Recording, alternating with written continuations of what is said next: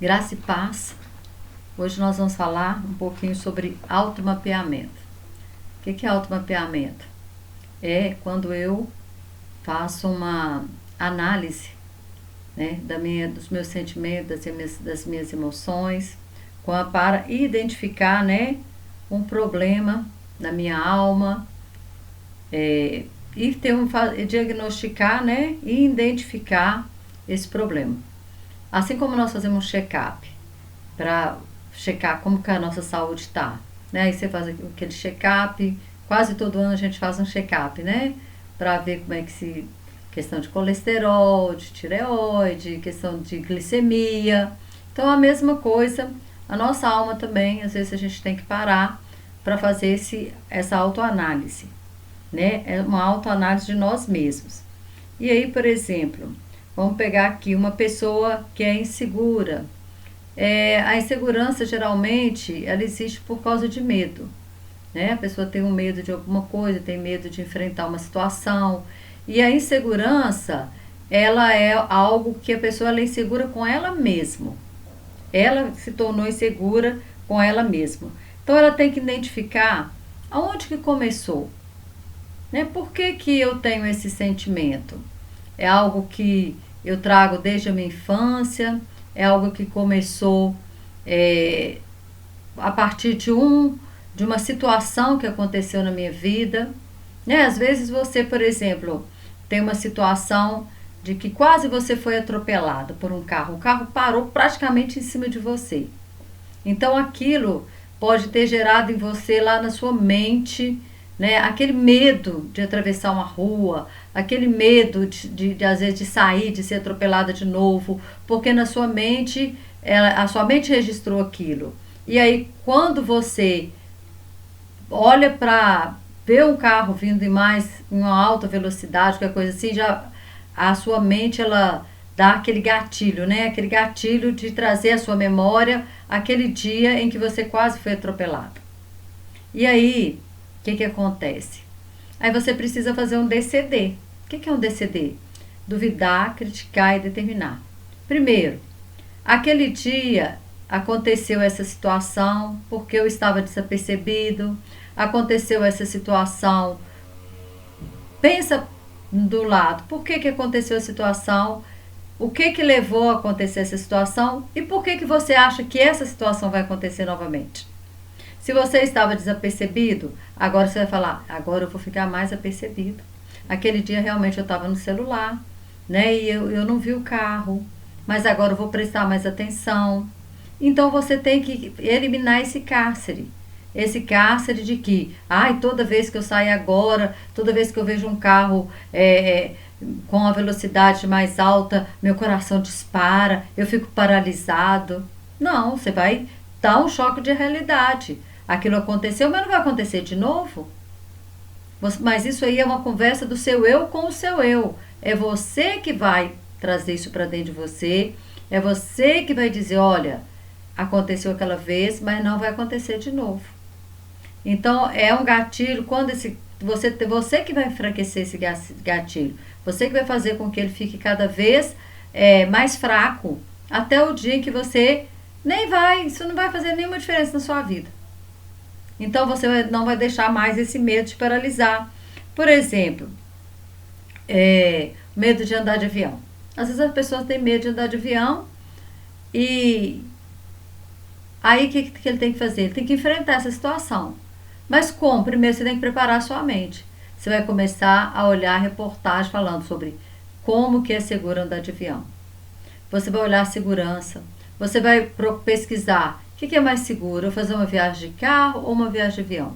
Quantos acidentes acontecem com carro? Quantos acidentes acontecem com ônibus? E quantos acidentes acontecem com avião?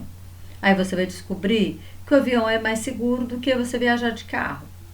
E às vezes você fica preso por esse medo, deixa de viajar, ou às vezes faz uma viagem muito longa, cansativa, porque você poderia ir de avião, mas você, como tem medo, foi de carro. Ou às vezes nem viaja por causa do medo. Então, são muitas coisas que aprisionam a mente, a alma da pessoa em que nós precisamos fazer essa autoanálise, diagnosticar esse problema E fazer o quê? Tratá-lo. Tratá-lo e não viver mais dentro de cárceres. Não viver mais encarcerado por medo e tantas outras coisas. Outra coisa que nós precisamos aprender. Nós precisamos aprender a amar a nós mesmos. A palavra de Deus fala assim, que nós devemos amar o nosso próximo como a nós mesmos. Então eu preciso me amar. Então, antes de você, né, querer ser amado por alguém, claro que todo mundo é amado por alguém, é amado pelos pais, é amado por esposo, é amado por isso. Mas às vezes a pessoa ela tem um exagero, uma necessidade exagerada de ser amado porque ela não se ama. Porque quando eu me amo, você se ama, o que acontece? Você sabe quem você é. Você tem uma autoimagem e uma autoestima fortalecida. Então, não é qualquer coisa que vai te derrubar.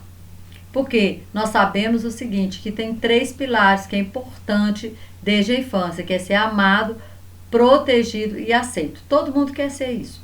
Todo mundo tem necessidade de ser amado, todo mundo tem necessidade de ser protegido e todo mundo tem necessidade de ser aceito. Se na infância a criança não teve essas 3 coisas, esses pilares, vai crescer um adolescente e um adulto inseguro e cheio de medo.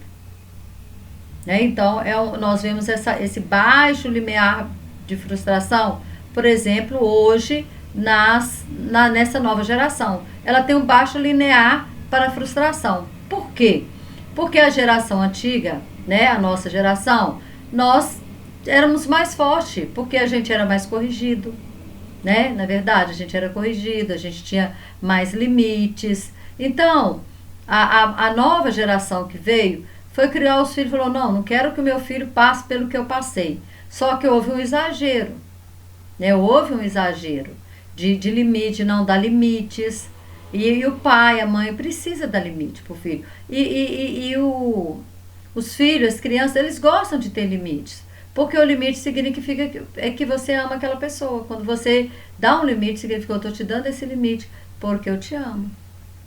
Porque isso vai te preparar para a vida. Você vai entender que na vida a gente tem limites. Tem coisas que a gente pode e tem coisas que a gente não pode. Então, essa nova geração ela não está preparada para receber, não. Porque o linear dela em relação à frustração, decepção, traição é baixíssimo. Se ela recebe um não, para ela é o fim do mundo. Aí começa a trabalhar. E aí, de repente, recebe uma crítica, né, do patrão lá. Já acha assim, não, vou mudar de emprego. Porque não sabe lidar com aquela situação de uma crítica. Pelo baixo linear que tem. Mas aí você precisa, né, fortalecer seu linear. Você precisa fortalecer. Primeira coisa é fazer o BCD, que eu sempre falei para você. Duvidar, criticar e determinar. Essa pessoa tem razão?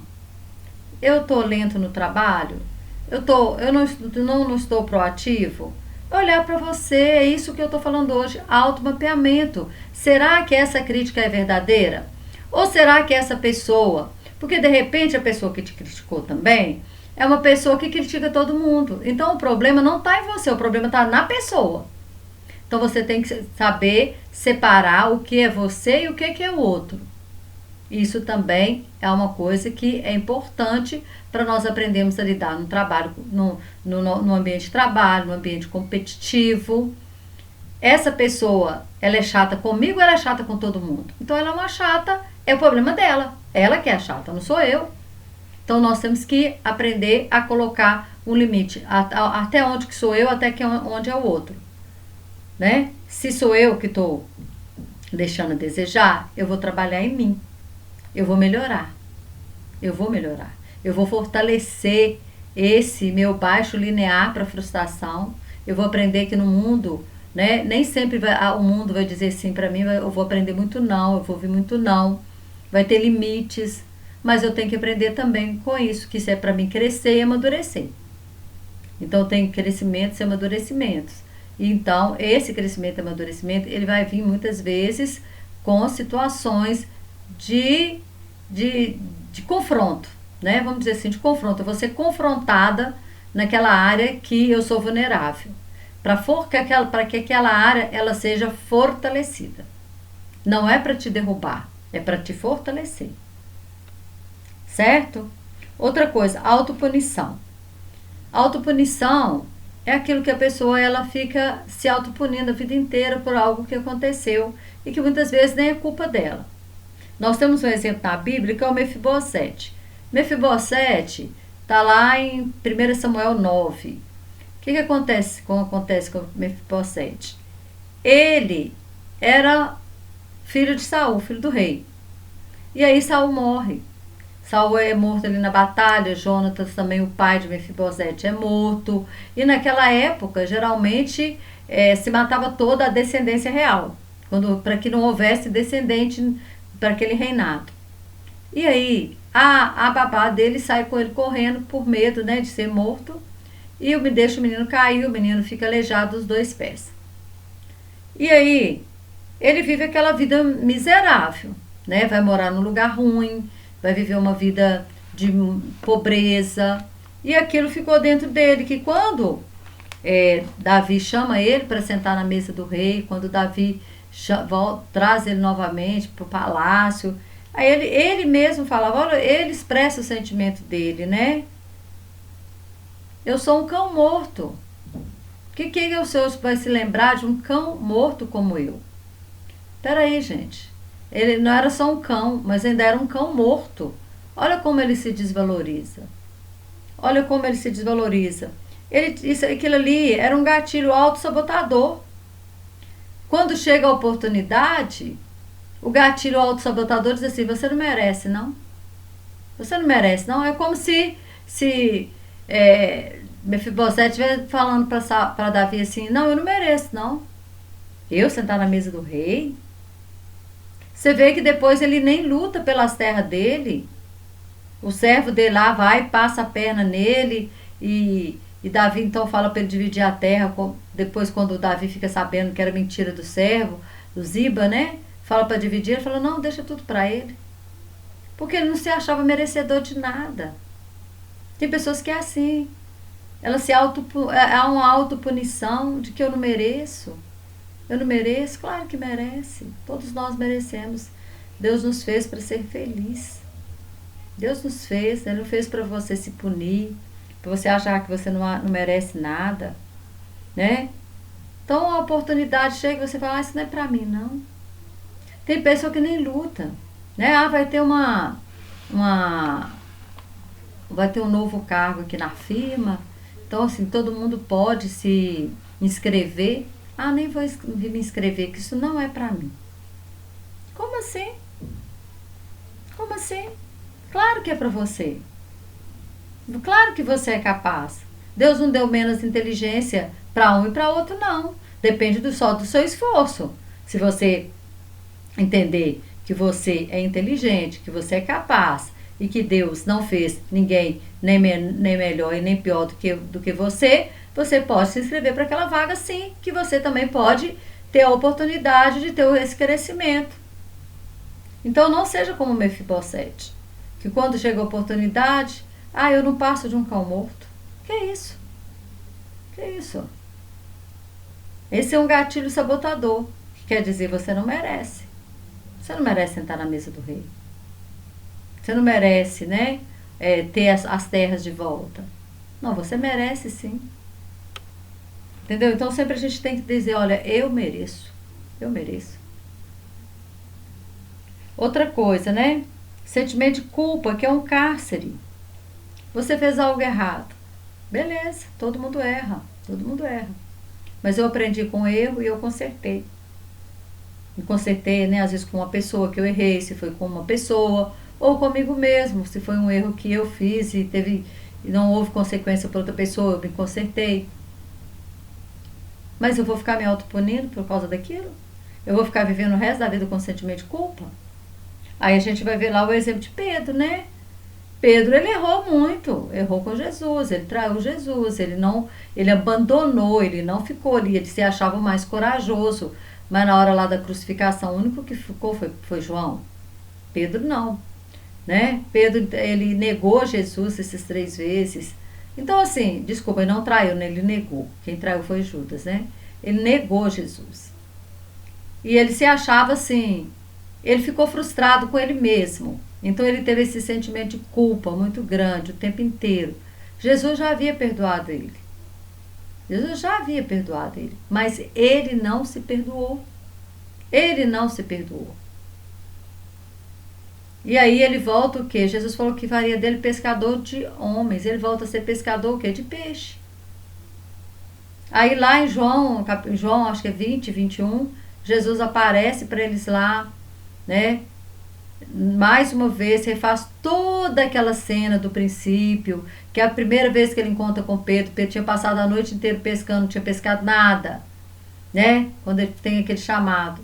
E aí Jesus prega ali e manda ele lançar a rede de novo, e ele lança, ele fala sobre a tua palavra, eu lançarei, e a rede vem cheia de peixe.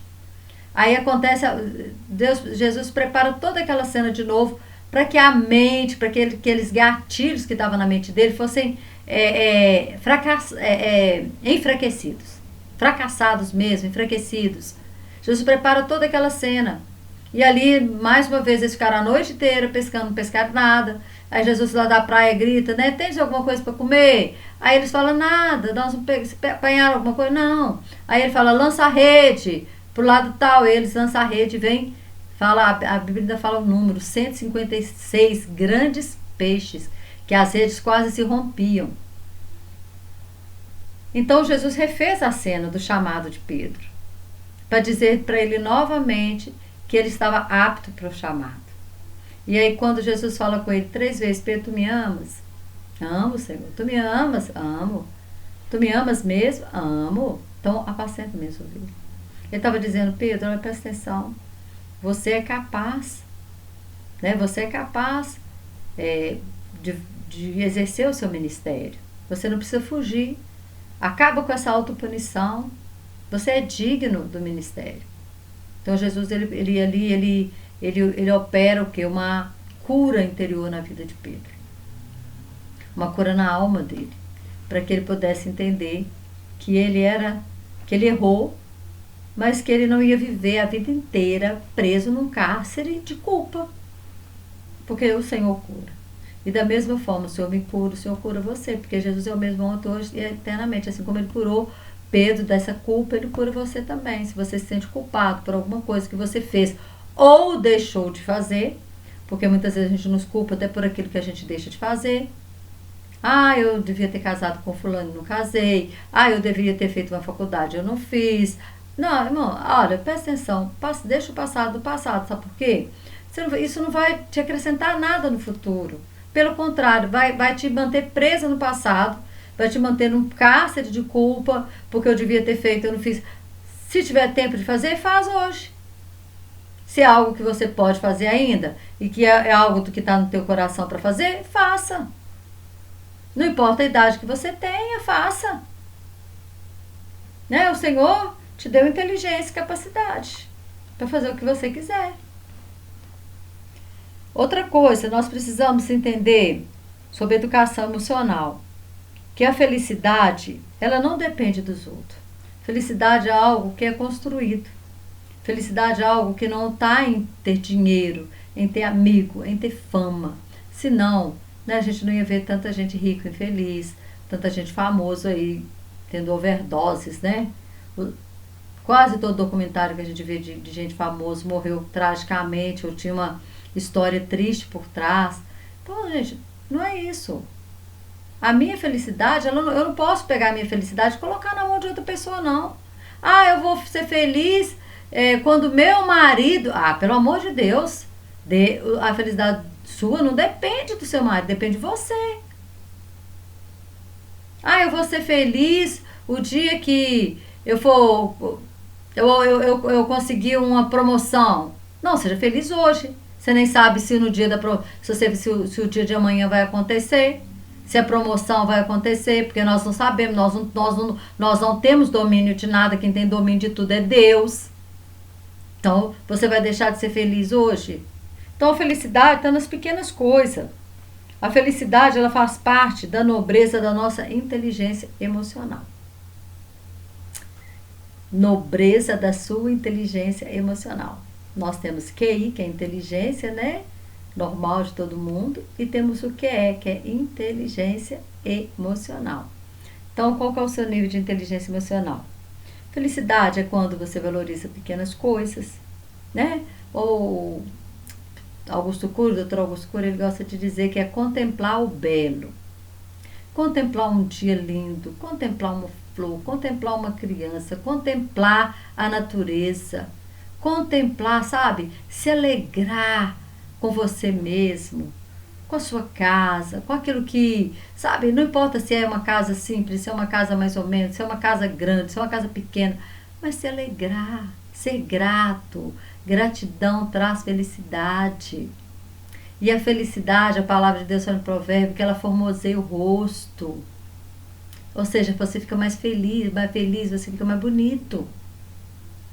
Não faz com que você fique aquela pessoa toda carrancuda, cara fechada, com propenso, né, a ter mais rugas. Não. Faz com que você seja aquela pessoa que... E quando você é feliz, a felicidade contagia quem está do seu lado. E quando você é feliz, você atrai amizades, você atrai coisas boas para você. Então, seja feliz com você mesma, né? Tenha um olhar diferenciado das coisas. Aprenda a perdoar. Porque quando nós perdoamos, o benefício maior é nosso. Aí nós nos sentimos livres. E aí, perdoar traz felicidade, traz cura. E felicidade a gente pode aprender. Olha o que Paulo fala. A gente aprende tanto com Paulo, né? Paulo, ele é... Nossa, aqui em Filipenses 4, no verso 11, ele fala assim, olha, não digo isso como por necessidade, porque eu aprendi a contentar-me com tudo o que tenho. Tanto sei ser abatido, como sei também ter abundância. Em toda maneira e em todas as coisas sou instruído, tanto a ter fartura como a ter fome, tanto a ter abundância como a padecer necessidade. Posso todas as coisas naquele que me fortalece. Mas o que me chama mais a atenção é o verso 11, né? Eu aprendi a estar feliz em toda e qualquer circunstância. Tanto sei estar abatido, né? Também ter abundância. Em todas as coisas eu estou feliz, porque a felicidade não depende do que eu tenho. Se dependesse do que a pessoa tem gente que tem muita coisa e é infeliz. Então não depende do que eu tenho. Então ele está falando, olha, a minha felicidade não está baseada no que eu tenho. Porque eu aprendi tanto a ter muita coisa como a não ter nada. Em todos os momentos eu estou feliz. Porque a felicidade é algo interior, que está dentro de mim. Está dentro de mim. Se você olhar a geração passada, nós tínhamos muito menos coisas que as pessoas têm hoje. Mas nós éramos felizes, nós éramos às vezes muito mais felizes. Sem internet, sem computador, sem iPhone, né? Sem nada disso, e a gente era feliz. Aí hoje, a geração de hoje tem tudo e muitas vezes é infeliz. Então a felicidade não está no ter, a felicidade está no ser. No ser. Ser grato. Sabe, ser grato por tudo. Ser grato pela vida. Ser grato pelo dia que você viveu, ser grato pela comida que você comeu, ser grato pelos amigos que você tem, ser grato pelo trabalho, ser grato a Deus. Isso nos dá felicidade. Deixa eu andar rápido aqui, para nós terminarmos esse vídeo, né? Então, aprender a treinar os pensamentos e proteger as emoções. Como que eu vou treinar meus pensamentos? Eu posso parar de pensar? Não, nós nunca paramos de pensar. Mas eu posso filtrar os pensamentos. Esse pensamento, ele é bom? Então eu vou cultivar ele, mas ele é ruim? Porque Paulo também nos ensina isso. Aqui em Filipenses 4:8 ele fala tudo que é bom, tudo que é verdadeiro, tudo que é honesto, tudo que é de boa fama, que é puro. Que seja isso ocupar o seu pensamento. Então se não é de boa fama, se não é puro, se não é verdadeiro, então não vai ocupar meu pensamento. Então você vai pôr um filtro aí. Então a gente precisa filtrar os pensamentos, porque o pensamento, ele vai virar emoção, o pensamento vira sentimento, né? É verdade? Então isso é muito, muito, muito sério. O pensamento, eles são trilhos e as emoções são vagão. Quando os trilhos estão descontrolados, os vagão vão desencarrilhar. Se o seu pensamento, ele está totalmente descontrolado, as suas emoções vão estar descontroladas. Se você só é aquela pessoa negativa que só pensa coisa ruim, as suas emoções vão estar totalmente negativas também.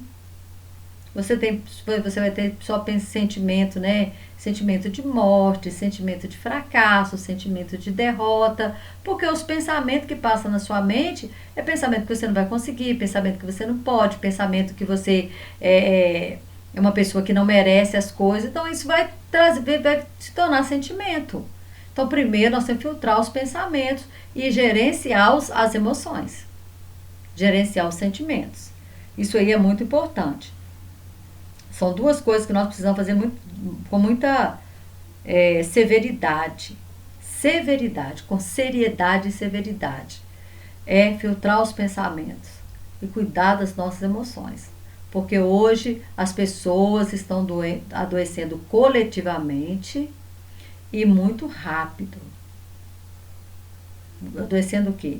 Saúde mental. Adoecendo mentalmente. Muito rápido. A sociedade está adoecendo mentalmente muito rápido. É muita síndrome do pânico, é muita depressão, é muita ansiedade, é muita coisa que nós precisamos ter cuidado com isso. Então, outra coisa, o ciúme, né? O ciúme é um autoabandono de si mesmo. Quando eu começo a ter ciúmes demais, ciúme do marido, não, alguém vai me roubar ele. Na verdade, é porque você está insegura com você mesma. Igual eu falei, né? Medo. O ciúme, ele é o parceiro do medo. Né? O medo, muitas vezes leva ciúme. Eu tenho medo de perder aquele amigo. Aí você começa com o ciúme do amigo, o amigo arrumou outro amigo, aí você acha que vai te trocar, e é aquela coisa horrível, e você... Então é um autoabandono. Você se abandona. Por que eu vou ter que ser ciúme de fulano? Eu me garanto, eu sei quem eu sou. E eu me amo. Então você tem que aprender a se amar. Sabe? Porque aí você não vai ter ciúme do outro. Você vai dizer, olha, eu me garanto. Eu sei quem eu sou. Então você tem que trabalhar muito isso, o autoconhecimento, de quem você é, e a sua autoestima, como você se sente. Como autoconhecimento, como você se vê. Autoestima, como você se sente. Então essas duas coisas precisam ser trabalhadas juntas. Né? Outra coisa, a inveja. Vou só falar disso aqui agora. Inveja. Existem dois tipos de inveja. Existe uma inveja espelhada.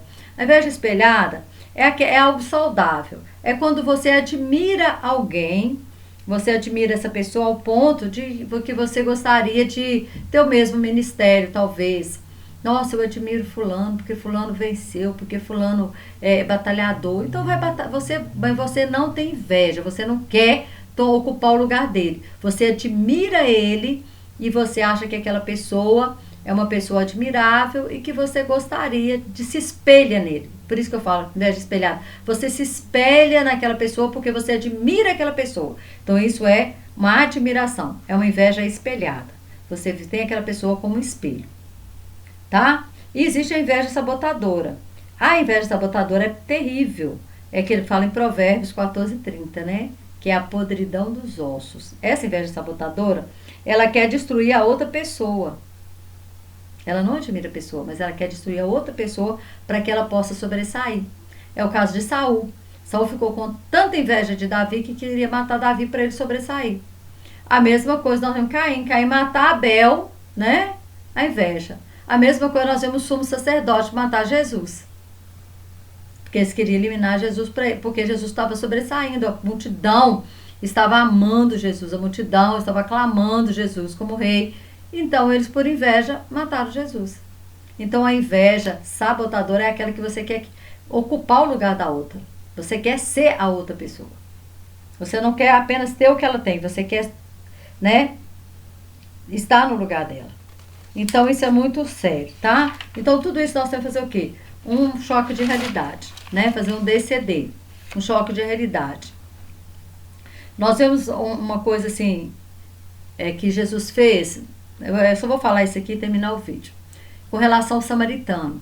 O judeu, ele tinha um preconceito tão grande com o samaritano que chegava a ser uma raiva, um ódio, e aquilo, um sentimento de vingança, um sentimento terrível. Eles tinham um sentimento muito ruim em relação ao samaritano, tanto que eles davam volta, né, porque a Judéia estava no sul, a Galiléia no norte e no centro estava Samaria. Eles preferiam dar uma volta grande, imagina andando a cavalo, a pé. Eles davam uma volta por outro território chamado Decápolis, Pérea, para não passar por Samaria. Mas aí Jesus fez questão de passar por Samaria. Então Jesus foi quebrando isso na vida dos discípulos. Quando ele passa por Samaria, ele conversa com a mulher samaritana.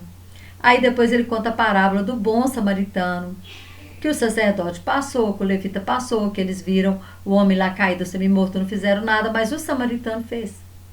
Então ele estava mostrando a grandeza do samaritano.